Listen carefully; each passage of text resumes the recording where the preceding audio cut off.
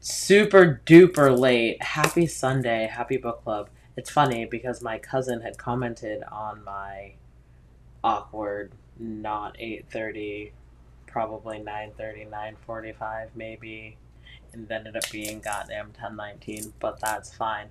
But she was saying that they sound like she would come hang out, not come hang out, but like tune in virtually on a Saturday night.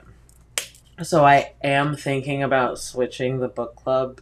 I was thinking about switching the book club timing. No shade. The people that we were trying to cater to having book club earlier don't come to book club anymore. So I'm going to change the time. So I'm thinking, well, now in the day, honestly, I'm thinking, because we don't have anything on Saturdays. So I don't know if I want to maybe either hold off and change it for June or maybe change it for the upcoming weeks. I'll maybe see the active participants how they feel about it. Um, but yeah, that's my main thing. So, well, not my main thing, but we are probably gonna switch the day and the times around just because. Yeah, just because, and we can do what we want to. Shit. Shannon Banana is on her way. She did get her little nugget to sleep, so I will wait to super start reading. Um, and whoever filters in, filters in. These are pre recorded. I do eventually upload them, but you can also go onto our YouTube and look at our lives, and you'll be able to see if you do want to, like, not watch it right now.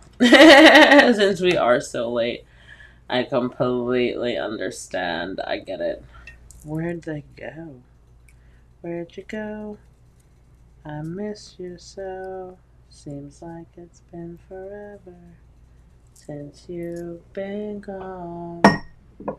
Please come back home.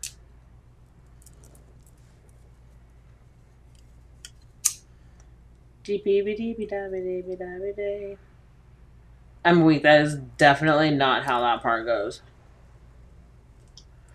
Alright, let me get back to my life and do what I was supposed to be. I can share that here. A little bit of this, a little bit of that. I wonder if I'm able to even share in groups again. They like put me on a virtual timeout, so I can't post in groups.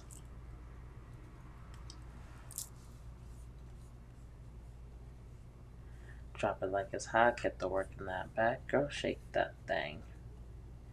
You work that thing. Let me see you go up and down. Rotate that thing. Did that send? Oh, okay. I don't know why this is being so suspect.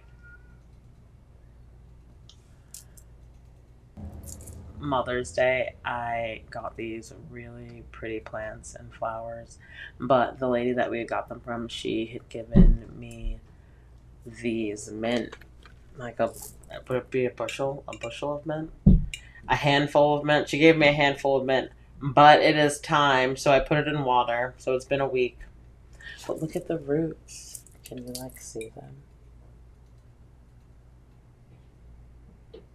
Look at the roots. So these need to be planted. And we have a new baby that has entered the garden. And honestly, it's some type of peppermint, I think. I feel like that's like the something name. But this piece fell off of the plant, so I was like, oh, I need to propagate this. So I need to put this in some water. But it's cool because the flowers, they're pink and white, they're really pretty. But they like go to sleep. So when I went to go pull it, not pull it, but to take this off of the little basket, I was like, oh shit, where'd the flowers go? And then I was like, no way, they sleep. They close up and they go to sleep. But this needs to go in some water, so I need to put that in some soil, and then I need to put this in some water. But isn't this cool? Doesn't it like look cool?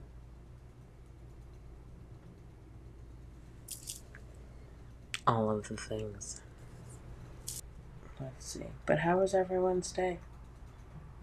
My family and I went to Hunt Club Farm in Virginia Beach. That's where we got that plant, actually. But oh my goodness, so they have this like you can bottle feed the cows. It's cute, but for $40 a person, golly, that seems a little excessive, if you ask me. But the cows were super cute, hella cute. And then they had chickens and goats and sheep.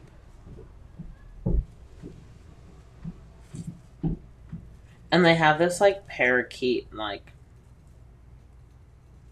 walk-in cage, I guess you can say. I don't think it's a walk. That's probably not the right verbiage to. Oops, that's not what that was. That's probably not the right verbiage. But you can go into like you walk into the space where the parakeets are, and there's like hundreds. That might be a little exaggerated, but there's a shit ton of parakeets just flying around, and then you can get these little sticks, and parakeets like swoop down and eat off the sticks. It's a cool experience. The kids were a little scared. They did, which is I'm not super confused by, but I am a little thrown off by. The last time that we went there, they were. I feel like it was like maybe a year ago. Was it last year that we went? And they did really well in the little bird thing. And this year they were like freaking out. I mean, they eventually like adapted to it and like got over what little fear that they did have. But if you would have heard the way these kids were screaming,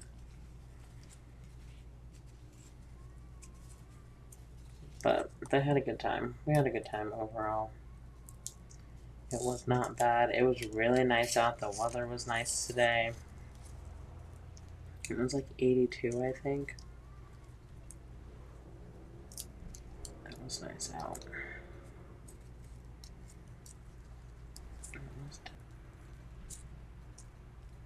Daydream, daydream. I fell asleep beneath the flowers for a couple of hours. Oh my goodness, I took a nap today.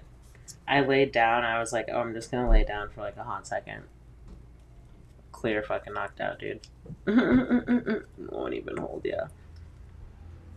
Such a beautiful day. Oh, that's gonna burn fucking so weird because of this stupid vein. Daydream, daydream. I fell asleep beneath the flowers for a couple of hours. Did I kind of fix it? Is that a friend? Maybe?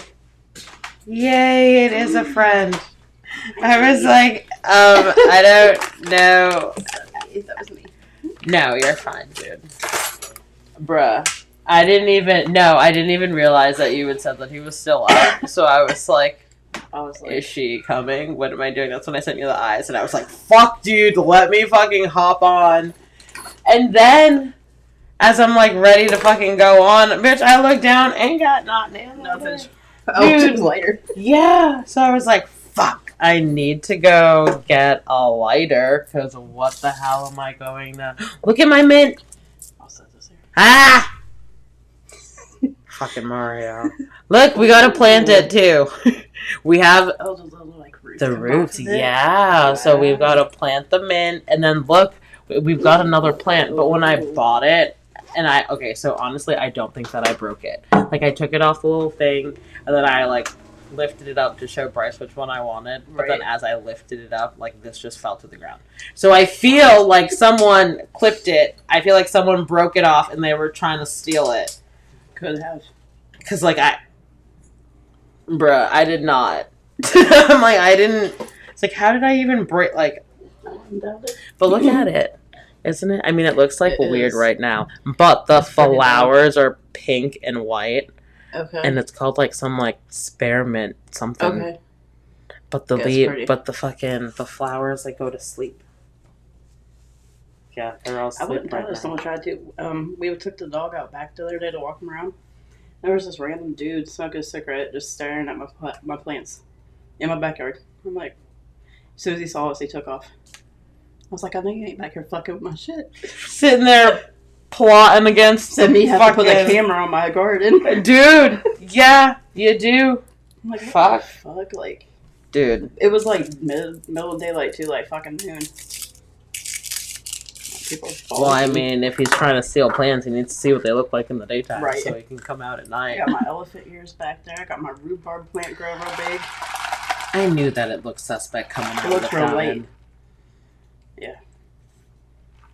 Fuck, dude. I took mine home last night. Sean got it today. He's like, "Oh, that's good." I was like, "Back off." Right? Them shits is bomb. Yeah, I don't know. Monday's his favorite, and he's like, "That's good." I was like, Bitch. "Back off. That's mine." No, Bruh. I let him have the rest of it. Oops. Let me not drop the new merchandise. I literally cannot. I was like, fuck, dude. Even if I wanted to remotely just hop on and start.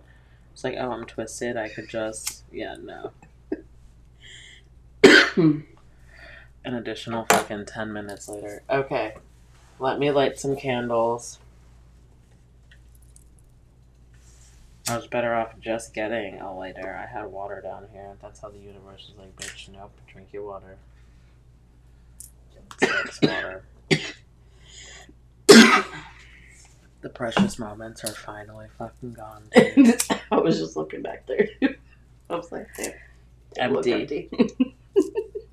I Go. bet that felt good. Shit. Dude. Bye. But literally, like, It was nice knowing what? you. And then she was like, how come you didn't want to sell these ones? And I was like, they're the original 21. Right? I'm like, no. You could have like a separate fee for these. Bruh, yeah, no, in addition to. Right. But if I do, like, at least with those now, if I do want to go ahead and individually sell those, at least it's not like 150. Right. Like, you know, it's only. It's not like overwhelming, yeah.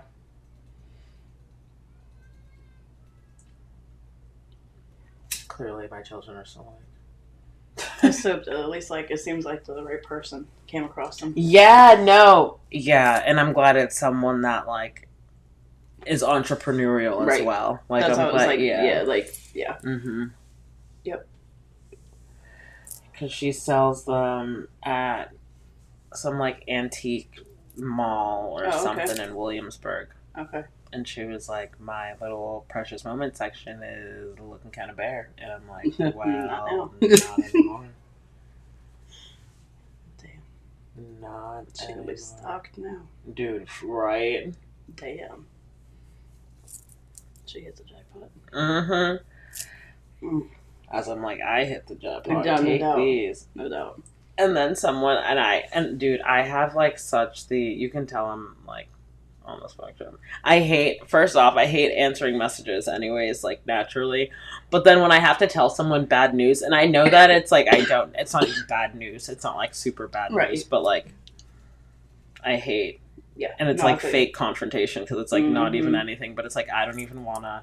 So I thought I would like Yeah. skate away with just listing it as fucking sold. And the person messaged me like sold. And I still haven't responded, but like, dude, it's about to be No, I deleted. feel you. Because I've done the same shit on Marketplace, like stuff that I've gotten rid of, and people still right after. I'm like, it's so old. Leave me alone. Like, sorry. Like, yeah, dude. And who the hell wants to? I would so much rather fucking someone in my face take it versus having to like ship that shit. Yeah. Yep. And then risk them being like broken. Broken, yeah. And now you're fucking pissed at me. Like, Yeah, I feel. Damn, I'll this bitch too tight or something. that's stupid. I'm weak. Yeah, this one when we do burn it, it's gonna burn the main. Yeah. This is like barely burning. Chapter 9. Bruh. I ran out the house and forgot my fucking book. Bitch, you're. Because I was writing in that earlier. I'm weak as I just lose the I'm not page. behind on the writing. Dude, I we've won't even been lie. we've been doing them together on Mondays. I've been watching. I'm weak. You're like, I haven't Because I had a baby personally. on my hip half the time. I'm like, I can't do this in focus. So I'm like, I'll do this later. And then later never comes. Yeah, dude, story of my life. All rights reserved, including the right to reproduce this book or portions thereof in any form whatsoever without written permission, except in the case of brief quotations embodied in the critical articles or reviews. This work is. No, I lied. This is a work of nonfiction regarding true events. To protect privacy of those depicted, names and identifying characters were modified. The dialogue was recreated from the author's recollection of events. This book contains mature content that may be difficult for some readers, including substance abuse, alcohol abuse, and sexual violence. Reader discretion is advised. Reader discretion. I think I done left my phone in the car. Bitch, I left my phone upstairs and had to go get it because I was like, how am I starting book club with no phone? I know, because I was going to click it and join the live. The fuck? Now I gotta go grab it. Okay. Back. Okay. Make sure it's not.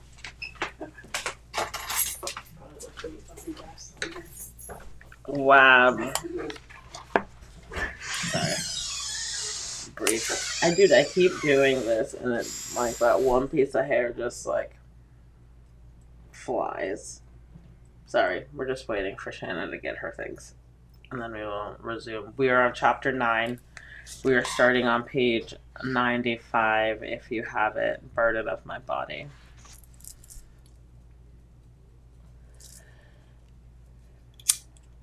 We are coasting through this book.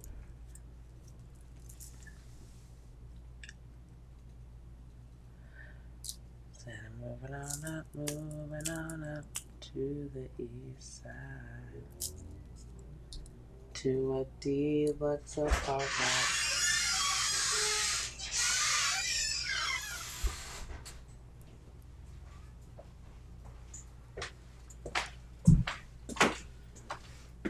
I lost the open and that was my seats. Oh no. I was like flipped up. Oh, I'm weak. I just saw your high. I finally got the piece of the. Oh, now it wants to burn the whole time. Bullshit. Wab, dude. Wab. Okay. Are we ready? Are we ready for this? Ready. Okay, burden of my body. This chapter is dedicated to all of the imperfect souls who have spent countless hours watching Law and Order SVU, never believing they might one day find themselves in a role of the victim, and wishing, if that moment unfortunately ever came, that a fictional character like Captain Benson would step in to empower them and fight for justice. Justice was not served for me, and this remains my deepest wound. A scar etched not just in memory, but in my identity. It stands as a silent testament that trauma and transformation can coexist. Whew. Damn. Fuck. To anyone who doubts the reality of post-traumatic stress disorder, PTSD, let me assure you, it is heartbreakingly real. It isn't just anxiety or fear. It is a constant involuntary state of hyper-awareness where my mind is locked in fight or flight. Why? Because the vivid flashbacks of my uninvited and unrelenting sexual assault have not faded. PTSD is not a weakness, it's a wound. And like any wound, it deserves to be seen, understood, and treated with compassion.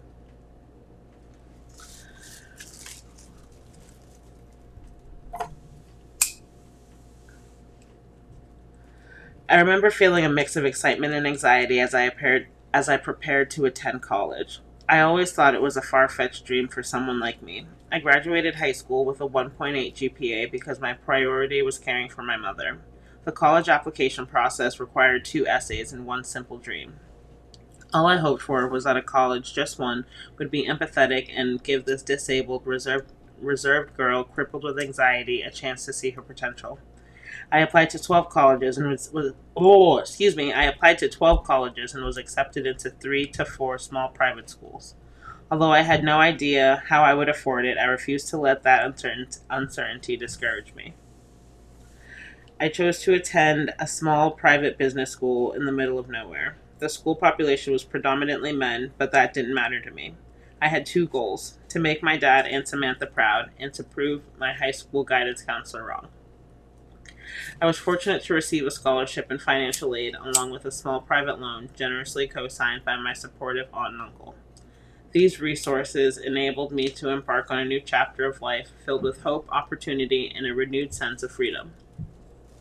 In one of my college essays, I expressed my deep passion for sports, which led my admissions counselor to connect me with the athletic department.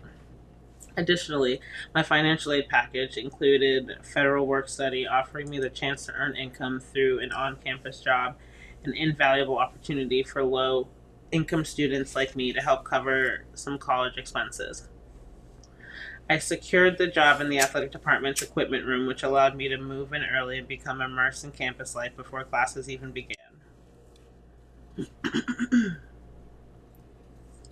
The position was perfect, and I always looked forward to my shifts because it gave me the chance to interact with the athletes of both genders. One of the highlights of my position was standing on the sidelines during the football games, soaking in the roar of the crowd, the sharp play calls. Excuse me. Excuse me. Fuck. In the crisp Friday night air under the stadium lights. What I hadn't realized was beneath its seemingly vibrant, and welcoming surface.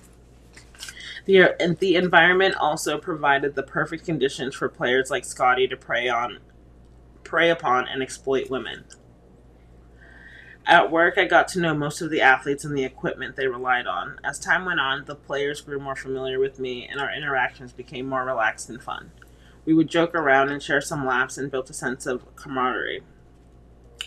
The football players were the goofiest, and I soon found myself memorizing their equipment and jersey numbers. Players whose information I hadn't memorized yet would say, "Cat, you don't remember mine, but you remember his." It was all in good fun. Scotty and a few others regularly tried to charm me, but other the other two girls with their smooth talk and playful flirt whoa, excuse me, and the other two would try to charm me and the other two girls with their smooth talk and playful flirting. But we would simply laugh. As a woman in college, who wouldn't be interested in being flirted with? However, there is a clear line between playful flirting and behavior that crosses into pressure or force. On campus, there was a designated residence hall for freshmen. My room was tucked in the corner of the third floor near the stairs, and it couldn't have been better. I had a double room all to myself. Although I initially expected it to be lonely, I quickly came to appreciate the space and to feel safe in my solitude. Having my own space meant no distractions, no awkward small talk, and the comfort of knowing I could unwind in peace and move freely with or without my prosthetics. Scotty lived in the same residence hall, so we bumped into each other all the time. Our encounters were reliably filled with sarcastic banter and laughter with witty jabs. He was cute, which made our interactions feel like harmless, playful flirting. We had the tendency. I was trying to see if everything was. I was going to pass this. We have the tendency of crossing paths in one of the many laundry rooms scattered throughout the building. Watching guys like Scotty struggle through the basics of laundry was amusing to me. I would end up giving an impromptu tutorial on separating darks from lights in the art of folding. These moments turned routine chores into unexpectedly funny and entertaining exchanges. There we go. I don't know why the hell I fucking tripped up on that. One afternoon, Scotty knocked on my door to ask me for a favor. He said he needed help doing his laundry, just transferring clothes from the washer to the dryer and folding them. He said he either had an away game or practice. This one detail I don't remember, and he wasn't coming back until later. I didn't give it too much thought at the time. We were friendly enough, and I was already accustomed to doing laundry for the players in the equipment room. I laughed softly and said, "Sure, no problem, but you'll owe me." "Great, thank you so much," he replied. Later that evening, Scotty returned. I dropped off his laundry and he thanked me for my help. I had just finally started to settle in for the night when I heard a knock at my door, sometime between 9:30 and 10. I opened the door to find Scotty standing there. I was surprised to see him. "Hey, what's up?" I asked. Not much. I wanted to see what you were up to." "I'm just finishing up some homework and I was going to watch a TV show or play a video game." "Cool. Well, you want to hang out? You did help me with my laundry." "Sure, but I'm not staying up that much longer." He strolled in without hesitation and flopped onto my bed, even though this was our first time hanging out together. I grabbed the remote and I leaned back against my desk, arms crossed, watching him settle in like it was just another ordinary night in his own room. "What do you want to watch?" I asked. "It doesn't matter to me." "Hey, you can sit over here with me," he said, patting on the bed. I remember smirking. I hit him sarcasm in my voice. I shot back, "Yeah, I know. It's my room." I walked over slowly, handing him the remote as I eased on the edge of my bed, weary and deliberate. Before I could even get comfortable, Scotty sprawled out like he owned the place. I gave him a snide look and said, "Wow, just make yourself at home, why don't you?" This part of my memory is kind of fuzzy. While he was sprawling out without warning, he pulled me close and wrapped his arm tightly around my side. Next thing I knew, I was lying next to him and he was forcing his tongue in my mouth. I tried to push him away, but somehow he got on top of me. And I stared at the white concrete ceiling, fluorescent light shining in my eyes. A wave of fear surged through me, paralyzing every muscle. Scotty suddenly sprang off the bed and quickly pulled the curtain shut. Then, without hesitation, he climbed back on top of me, yanking my shirt and bra off, and his aggression escalated. I was in the fight of my life. I kept repeating "stop" and pushing against him with everything I had, but I was powerless. I felt both physically and emotionally numb. My mind and soul left my body, and I blacked out. When he attempted to pull my pants down, I began to come to. I somehow found the will and the strength to hold the waistband of my gray sweatpants. Thank God for me. He unbuttoned his jeans and let them fall. I clenched my eyes shut, pressing my lips together, gripping my waistband of my gray sweatpants with every ounce of strength I had. Then, with unsettling confidence, he said, "I have to finish," and leaned in, trying to kiss me. I turned my head and silently prayed that this was all a nightmare. He grabbed both of my breasts and slid his erection between them. He started moaning and ejaculated all over my chest. When fear when fear courses through your veins and every second stretches, turning minutes into hours, those 30 to 45 minutes felt like an eternity. I felt like I lost the battle. He finally finished. He nonchalantly got up, got dressed like it was nothing, like I was nothing. I laid there half naked, paralyzed, numb, and scared. As soon as I heard the door slam shut, I stood up, locked it, and placed my desk chair in front of it. I removed my prosthetics immediately and went into the shower, curled in the fetal position, and let the pool of tears and the shower water blend together until the scalding hot water turned my skin red, hoping the burn on the outside would match the ache within. I put a whole bar of ivory soap in my mouth to wash out the filth. I intensely and repeatedly scrubbed my body until the water turned cold, trying to remove a layer of skin off my tainted and abused body. How dare he? I turned off the water and crawled onto the cold tile bathroom floor, letting the chill seep into my skin, and just lay there, naked, defeated, paralyzed, helpless, ashamed, exhausted by my tears and pain. I drifted into sleep. Around 2 a.m., I woke up still aching. I put on my pajamas, stripped the sheets off my bed, and set an alarm for my 8 a.m. class. In the morning, I looked like hell, but I reminded myself of my goals: to make my father proud and to earn a successful education. The imperfect me had no choice but to move on, suffer silently, and attend class. I knew if I'd said anything, it would turn into one of those she said, he said situations. And I asked myself, do I really want to be that girl? That handicapped, imperfect girl who accuses a football player of sexual assault? Given the size of the school, reporting it would have made me tomorrow's headline. I wasn't I wasn't ready to give people another reason to scrutinize me. A week passed. Scotty had the audacity to show up at my door like I forgot about what happened.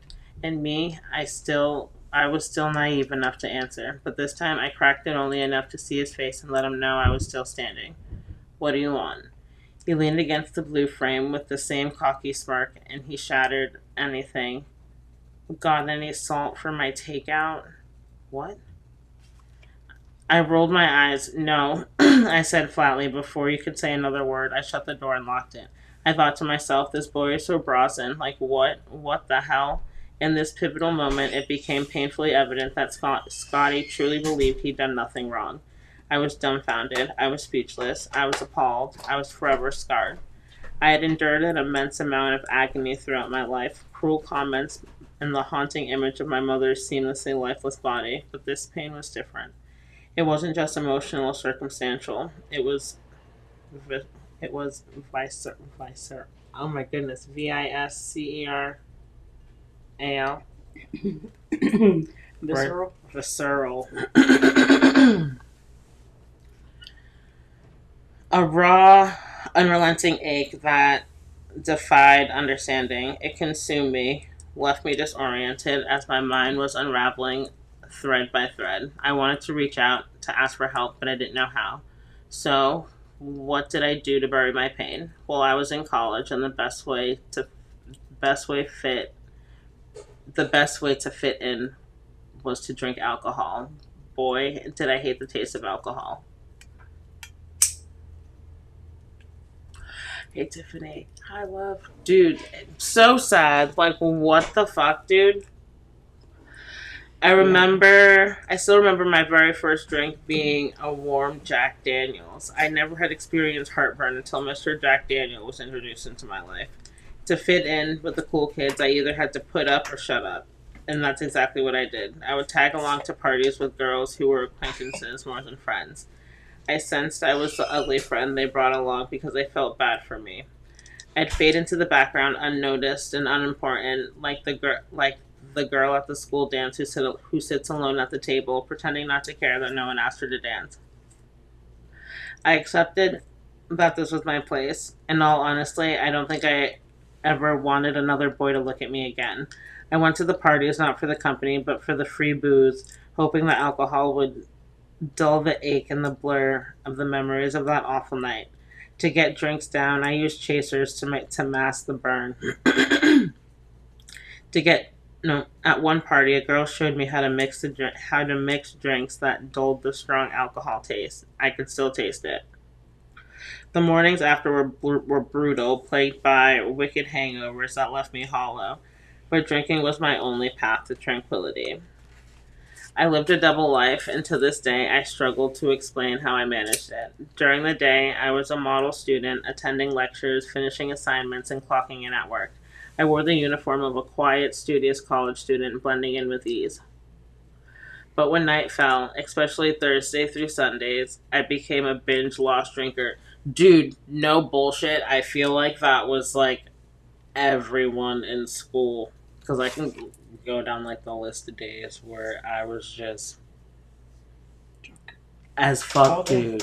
Mellow Mondays, Twisted Tuesdays, Wasted Wednesdays, Thirsty Thursdays, Fucked Up Fridays, Sloppy Saturdays, Sunday Fun Days, and then like, what did I say? Mellow Mondays. So Monday we weren't drunk.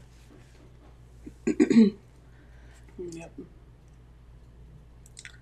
I became a lost binge drinker. The feeling of being inebriated stimulated me, leading to my fair share of blackouts. I thought I was someone else. I enjoyed being someone else. That someone else felt free of her existence. There were nights when the alcohol didn't just numb me, it ignited some anger. I remember punching my fist. Ooh, baby girl. I remember punching my fist into the cement wall in my dorm room, the impact fracturing two of my knuckles in my right hand. I still have flat knuckles that serve as a reminder. The moments of desperation, I also resorted to self inflicted pain, once banging my head against the wooden bathroom door until a black eye blossomed across my face. I knew I was spiraling. The facade I wore was slipping, and I couldn't tell how much longer I could maintain my dual lifestyle. It ultimately was a mixture of red wine and Sprite that broke me.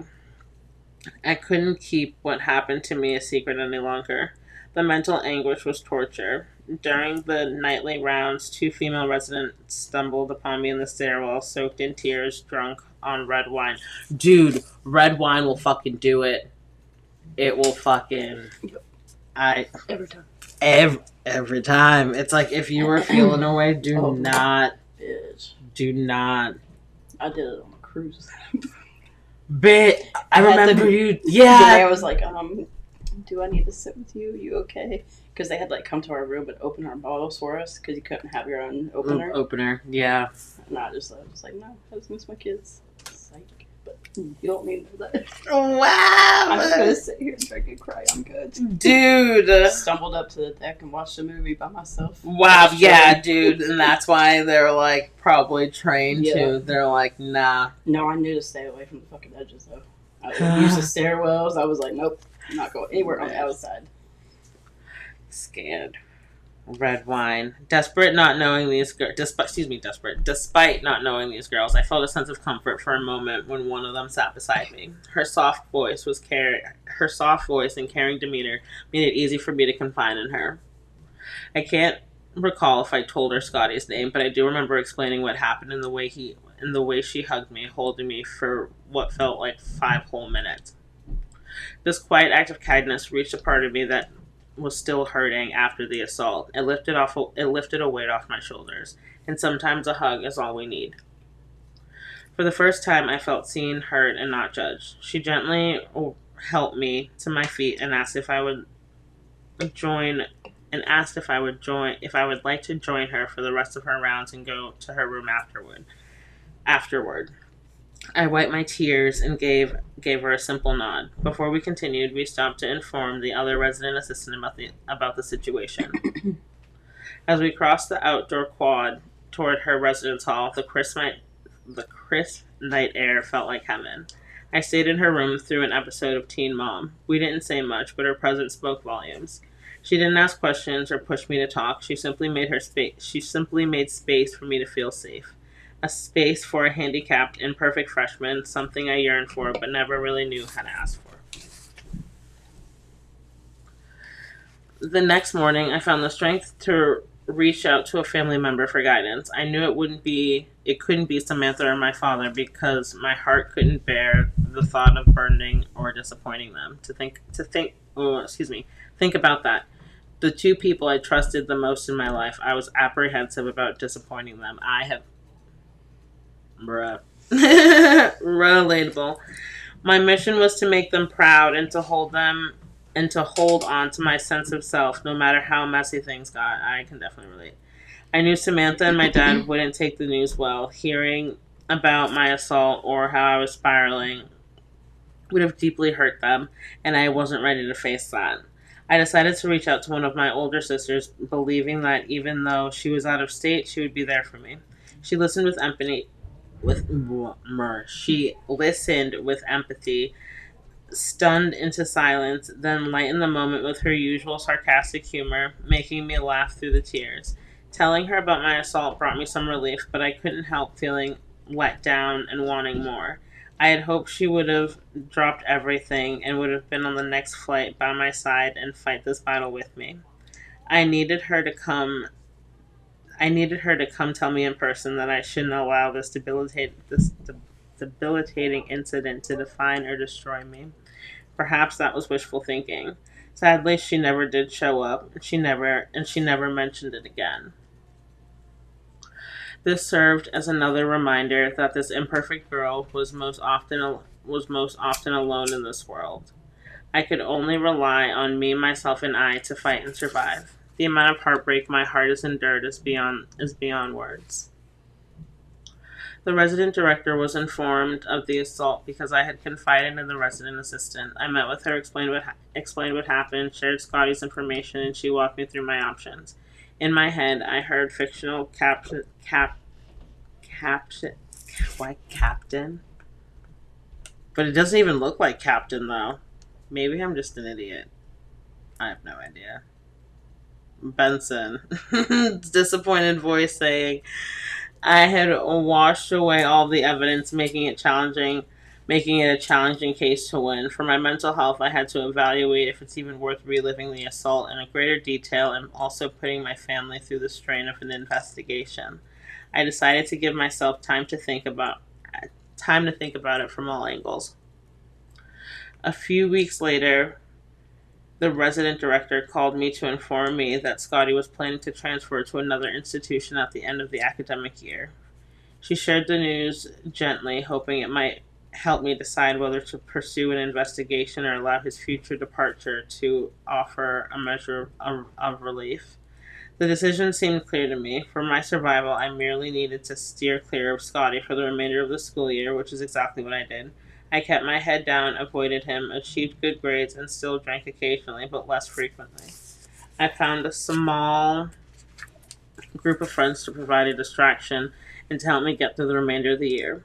Although I chose not to endure the pain of legal action, I now wish that those I confided in had encouraged me to seek counseling. I'm still not entirely sure how I pulled it off, but I managed to juggle my personal struggles while earning a spot on the dean's list both semesters. I know that's right. Get it, girl. I suffered in silence, but somehow found a way to maintain balance. The hardest part of silence was contending with the relentless voice in my head, always running, never resting, and impossible to shut off. The resident director's words, "I always remember you are a survivor," will forever be with me. I believe that I chose the cowardly high road, and I hope you possess a stronger will than I did.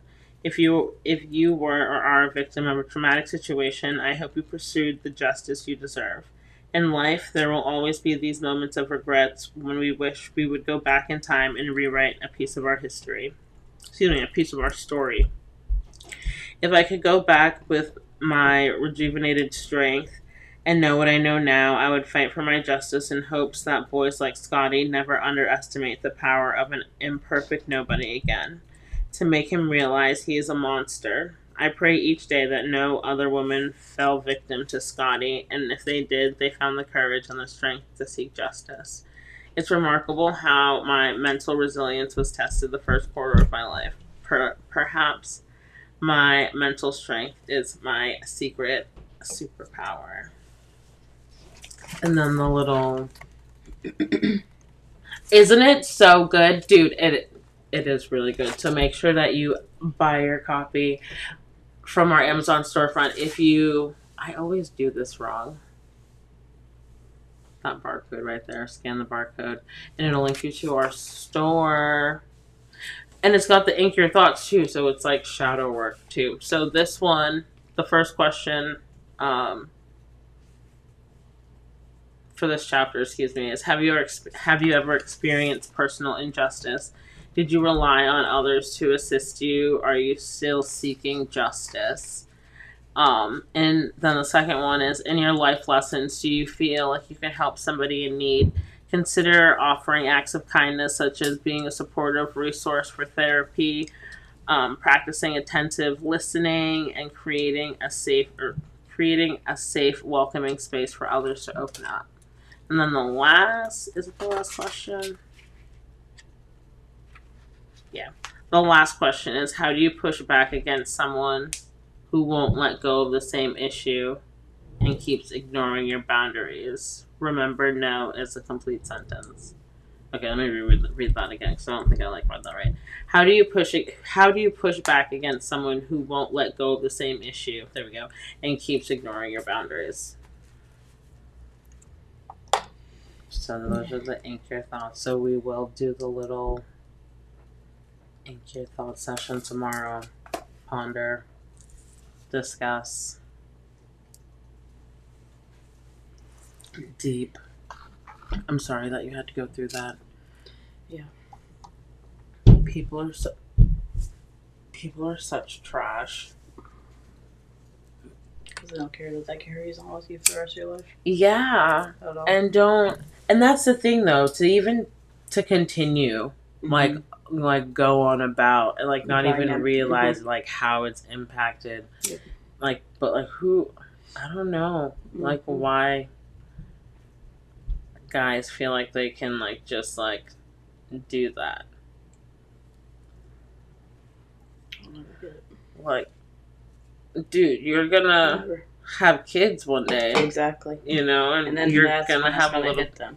But like, what? After Why does it you take done that for fucking you to- yeah, now you have a little bit of empathy, dude. At that point, I'm like, fuck your empathy. That's crazy. And it's like, what, your mama ain't never told you no? Right. Right. Like,